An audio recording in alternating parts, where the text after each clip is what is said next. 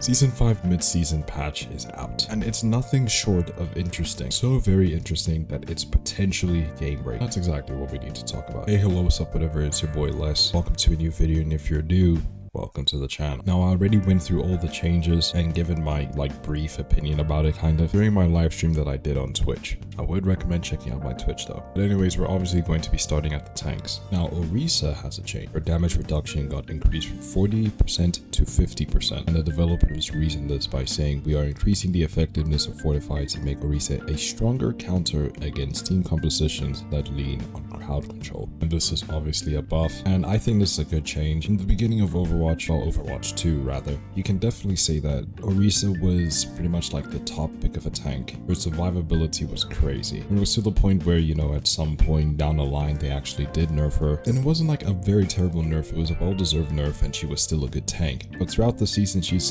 become just kind of more obsolete. I don't know if people play Orisa as much as they did before. And I think because of everyone else getting buffed and changes happening to certain damage characters and whatever throughout, you know, the entirety of Overwatch 2, I think that she's pretty easy to kill. It's not that hard, I guess, to kill an Orisa now. Not as bad as it was in the beginning. So I think this damage reduction is good. I think it definitely does gel well with the current meta of the game, so good change. Now we have a Ramatra, which is more of a quality of life update than anything. Ravenous Vortex. The projectile now passes through enemy heroes but is still blocked by barriers, and developers reason this by saying sometimes the Ravenous, I think that's how you say it, Vortex projectile hits an enemy and bounces off unpredictably, delaying its activation. This quality of life change improves the ability's consistency and makes it easier to use against groups of enemies without fear of accidental collision, and this is obviously a net buff. Now, this is a good change. It's not game breaking. It's a nice quality of life change for Ramatra players. It's nothing huge even, you know. I played Ramatra quite a bit, so I could say that, you know, this is a good change overall. Instead of having to angle your vortex now, you can just kind of just throw it directly in front of the enemy and then it lands behind while they're walking backwards, and then you have more time to do more damage and slow them for longer. It's a good change, and it's like nothing game breaking, you know. It's a good change, doesn't break anything. It's a buff that Ramatra doesn't really need, but it's a good change. It's not like anything game breaking. Reinhardt, a very interesting change. Barrier field maximum health increased from 1200 to 1400. Developers reason this by saying, we are increasing Reinhardt's barrier uptime to help him better protect his allies. We'll be keeping an eye on this as we want to avoid situations where players feel like they are always shooting at barriers. So it's an interesting change. I don't know how much Reinhardt's shield was in Overwatch 1. I think it was actually 1400, but I could be wrong. But there's a lot of maps where Reinhardt isn't exactly the most viable pick. And you know, throughout the time of Overwatch 2, they have been buffing Reinhardt to make him more of a reliable pick. And I think that, you know, this is a good change. I don't think it's a change that's necessarily like broken or something like that. At least nothing that I can see of right now, you know, considering all the counters, you know, counters against Reinhardt, reliable ones like Zenyatta, Bastion, the entire team, shooting at him. You know, it's just stuff like that that really drains his barrier field. Anything that like drains his barrier field is a good counter. So I think this is good for Reinhardt, and I don't think it will be anything overpowered. But at the same time, you know, we'll see in game, and we'll obviously see Twitter complaining about it if it ever does come to that. But I think it's a good change. It's obviously a buff, but I think it's a good change for, you know, Reinhardt, my boy here. So yeah, I think that buff. Now we have Wrecking Ball. Quad Cannon's manual reload time reduced from 2 to 1.6 seconds. This does not affect the automatic reload time while transformed into a ball, which is still 2 seconds, and developers reason this by saying Wrecking Ball rarely reloads his quad cannons manually due to the automatic reload that triggers while transformed into a ball. This makes reloading without changing forms a more viable option. Now, this is a very interesting change. It's one of those changes where, you know, I can't really think of anything, and execution is the only way to see this change, if it's actually good or bad type thing. In a fight, as a Wrecking Ball player, you know, if you're basically bullying the back lines or something, you have a choice after, you know, wasting all your ammo. Are you going to commit to the kill, and are you not? And if you are going to commit to the kill, you know, I mean, a more viable option to pick is, you know, to stay out of ball mode, so then you can, you know, reload, you know, much faster, so then you can secure the kill much faster. But then you're also leaving yourself as like this huge target for your head, you know, headshots, which can do you dirty. And I have played Wrecking Ball, by the way, like after this patch went out, because I am on my Wrecking Ball arc now. You can check that out on Twitch. I do be streaming, and I played it, and it's like, It's not really that different, but I'm still a new Wrecking Ball player, so I don't really have a viable option in terms of that, to be honest. It's just one of those changes where it's like, yes, it is a buff, you know, in the patch notes, but it doesn't really do anything, or at least in my experience. But I'm pretty sure, you know, for people who religiously play Wrecking Ball can see that this is a great change because, you know, lower time for reload, but you're also risking getting headshotted. Yeah, it's one of those things where it's like, yeah, it's good, but it doesn't really change anything. Now we're moving on to damage, and we have Sojourn, which is very interesting one. Her railgun number of shots to reach maximum spread have been increased from 8 to 12, and her spread reduced by 12%. Devs reason this by saying we are decreasing the overall spread on the railgun primary to help Sojourn build energy more consistently. The increased shots before reaching maximum spread will give players more direct control over aiming the projectiles when firing in short bursts.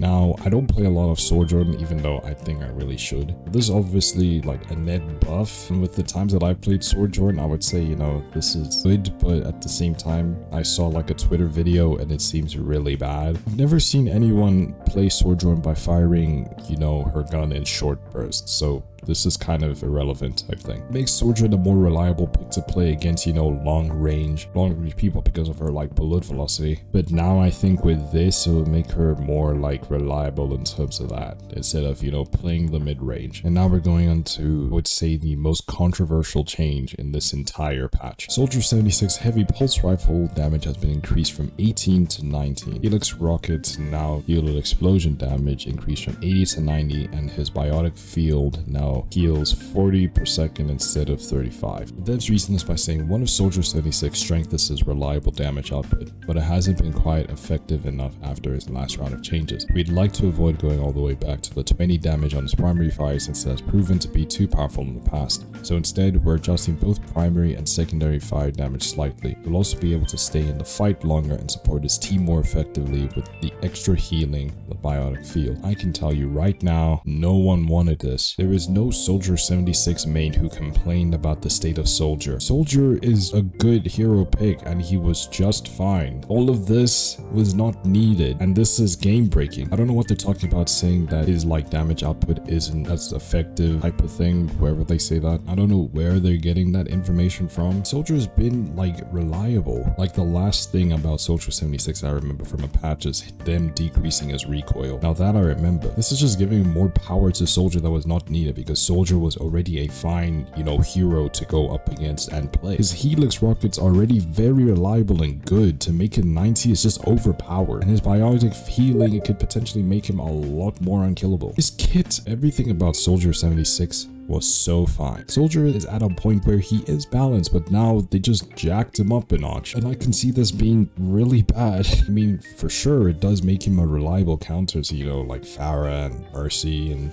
Echo, but this is just too much, man. It's not the way to go. Also, this point where they say he will also be able to stay in the fight longer and support his team more effectively with the extra healing from the biotic field. It's not like supports play in a way where they just leave people like Soldier to kind of fend for themselves. He's not Genji who's just diving into the enemy backlines and has to rely on health packs. Soldier plays with his team and is not like a diving type of hero. Sure, yes, if you're like the Soldier that, you know, finds different angles and like windows and maps and stuff like that to shoot out of, sure, fine. This will definitely help you, but was it needed? No. Overall, too OP. He needs these changes reverted, but obviously, you know, we'll see in game. I keep saying this. At the end of the day, we can only really see how terrible or how good these changes are in game. Anyways, moving on to Symmetra is also a very controversial one, I would say. Post 100 projector, secondary fire maximum impact damage increased from 45 to 50. Secondary fire maximum explosion damage increased from 45 to 50. You generate up to 30 shield health per second when primary fire deals damage to barriers or enemies with shield health. Sentry turret damage per second reduced from 40 to 25. Turrets now reveal enemy heroes to allies while dealing damage and for 1 additional second afterwards. The devs reason this by saying that Symmetra is exceptionally map dependent to the point where she is oppressive in certain situations yet ineffectual in others. The following changes increase her weapon's effectiveness while lessening some of the frustration caused by her turrets. The photon projector primary fire is now an even more pointed counter against certain heroes due to its conditional shield health generation. And the secondary fire now takes 1 less fully charged projectile to eliminate most heroes. Symmetra's turrets are now especially powerful when focusing on the same target due to their combined total damage output coupled with their slowing effect. We're now lowering their raw damage and angling them towards utility to make spreading them out a more viable option. Now, I think this could be a buff or a nerf, depending purely on how you play Symmetra. But I think for people who main Symmetra, it's definitely a nerf. Let me explain. So the way that I play Symmetra by using her turrets is that I spread them out, right? There's few scenarios where I have them coupled, where I have all 3 turrets kind of focusing on one area type thing. I like to have them spread out because it makes them harder to kill, and depending on the map, it's good for notifying me of where enemies are. So for me, this is a good buff. Like on Blizzard World, for example, in the room right from the statue, right? I usually put a turret over there, not to do damage, but I use it mainly to notify me if enemies are pushing from there, or some enemy like a flanker, a tracer, you know, that type of thing is coming from that direction. Then I can notify my team if they're coming from there. That's how I play Symmetra. So the fact that now turrets now reveal enemy heroes to allies while dealing damage and for 1 additional second afterwards is good for me. But I think for most people who play Symmetra, this is just a net nerf. Symmetra does big damage, whether it's her turrets or her left click or her secondary. She is very reliable in terms of damage. So they're only just buffing that damage a lot more, which makes her a lot more frustrating to go up against. And they're making her almost immortal, basically, actually, with the regenerate up to 30 shield health per second when primary fire deals damage to barriers or enemies with shield health. It's like, okay, Jesus, is it a lot? Yeah, it's quite a bit. I think this change will actually do the opposite of what they want them to do. They'll just couple, you know, the turrets more, because now that they do so low damage, you have to couple it in order to confirm the kill, you know, depending on how people still want to play Symmetra. But yeah, Symmetra is now good for recon, but this change, oh my god, it's actually a lot more overpowered than I initially thought. I don't think this is going to be good, honestly, for Symmetra at least. Yeah, but we'll see how people play it, honestly. I usually play with my turret spread instead of just in one area. So I would say like, yo, this could, you know, give that out, but I don't think people are going to play a lot of Symmetra anymore. And if they will play Symmetra, it's just mainly for the damage up that she now has, which is now increased, and her survivability, which is also now just off the charts, basically. Now we have a Torbjorn change. Torbjorn's Rivet Gun secondary fire, spread reduced from 5 to 4.5 degrees. Deployed turret damage reduced from 14 to 11. Cooldown increased from 10 to 12. Overload now reloads 6 ammo on use. The devs reason this by saying Torbjorn's turret has a bit too much impact for little investment, so we are shifting some of its power to the rest of his kit to reward more accurate gunplay. Overload now partially reloads ammo, which generates that there is no downtime between activating the ability and shooting projectiles. And to this I say, what the hell? Torbjorn was in its fine state in the game. I would say on many maps he was a pretty reliable pick. Does a lot of damage on his own, and his turret, you know, it's like an annoying buzzing bee on the side. It almost kind of distracts you. Overload giving him more ammo? Jesus Christ. Oh, so it's a little much for me. I would say like these changes are definitely interesting. It gives a lot less powers to his turret and invests it back into him. But the only thing I'm like, bruh, come on now. It's just the fact that Torb was, I would say he was in a fine state. Maybe others might, you know, disagree with me, and maybe the turret was too powerful, which is arguable. I think overall he was, you know, solid pick of a hero, kind of like Soldier. He was at a solid state. There was no need to like touch his kit and whatever, but they did. And this, it definitely means that, you know, as a Torb player, turret is not exactly that reliable to do a lot of damage, and it looks like now it encourages a lot more gunplay from Torb instead of just, I don't know, maybe sitting at range and just spamming left click hoping to get a headshot and like a little pick, you know. So maybe after a little thinking, you know, it's actually it's an okay change, not exactly needed. Could be overpowered though, could be, but we will see. Now Kiriko, for healing, Ofuda recovery reduced from 1 second to 0.9 seconds, and the comments reason this by saying originally we increased the Ofuda recovery time to promote more Kunai usage between healing bursts. Despite that benefit, we are partially reverting that change so the primary feels more responsive in situations where Kiriko is pressured to focus entirely on healing. Now this change is like, it's okay, it's literally 0.1 seconds, it's not game breaking or anything.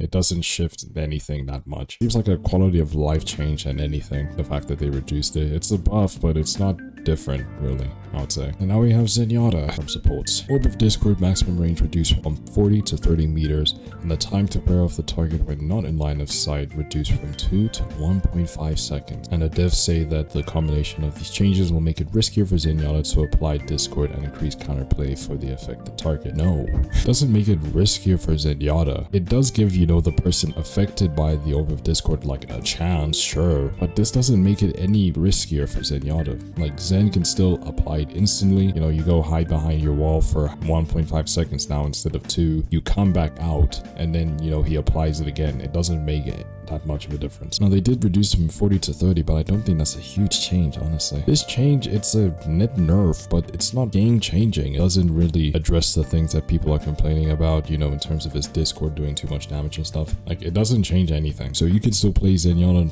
normally because this change, everything about these changes does nothing. And yeah, I think those are the entire patch notes. Obviously, we have our bug fixes that I don't really care about. But yeah, and those are my thoughts on the changes. So if you have enjoyed this video, then please do leave a like. That'd be greatly appreciated if you do want to, of course. And also, if you're gonna check out my other videos or past streams or whatever the case may be, then please do subscribe. That'd be greatly appreciated if you do want to, of course. What do you think about these changes? What about these changes are good? What about these changes are bad? Are there heroes that you think need buffs or need nerfs that are not here? Tell me about it. Tell me everything about it. Anything you have or anything that you have concerning these changes in the comments. Do you agree with what I said or do you disagree? If so, why? And you know what it is, guys.